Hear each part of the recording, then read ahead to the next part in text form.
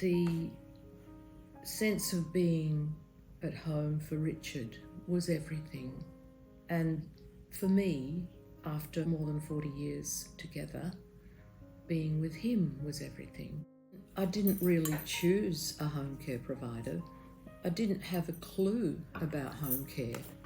I knew I was overwhelmed with my husband's increasing dementia, deepening dementia, and also his mobility, which was getting worse and worse. So I was looking after a 6'10" gentle giant who was forgetting everything and losing his capacity to walk.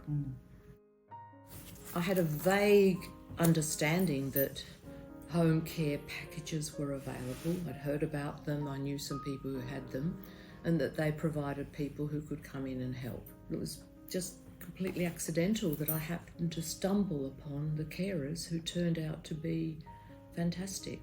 The various carers that came were, without exception, outstanding. So in my first batch of services, I had a cleaner and some respite for Richard, which meant people could take him out or stay in the house with him while I did other things. But I didn't expect some of the other things.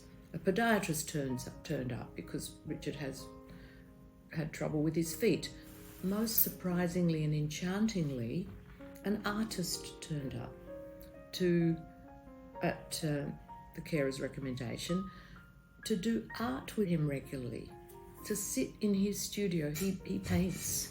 He painted a lot of paintings around this house. He's a very good artist. He's an architect. And for him, painting was incredibly important. So this person came, and for a long time with his dementia, he believed he was teaching her. She was young and she was inexperienced. And in fact, I think to a certain extent he was. But I didn't need to explain to her that she was giving him therapy. She was a very, very clever, empathetic and lovely woman. And she made him happy. This aging man with dementia was being treasured by someone from the carers. It was lovely. I mean, really, where do you find people like that? Where do the carers find people like that? There were different kinds of ways that I used the carers. So this particular carer that he was very, very fond of just took him out, and I knew he was not just being looked after.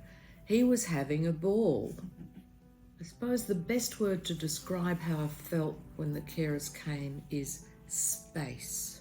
I was given space to breathe and think and not be at the command of someone's needs at every breathing moment. I should have started with looking for a home provider long before I did. So that's the first advice, is don't leave it too long to look for a provider.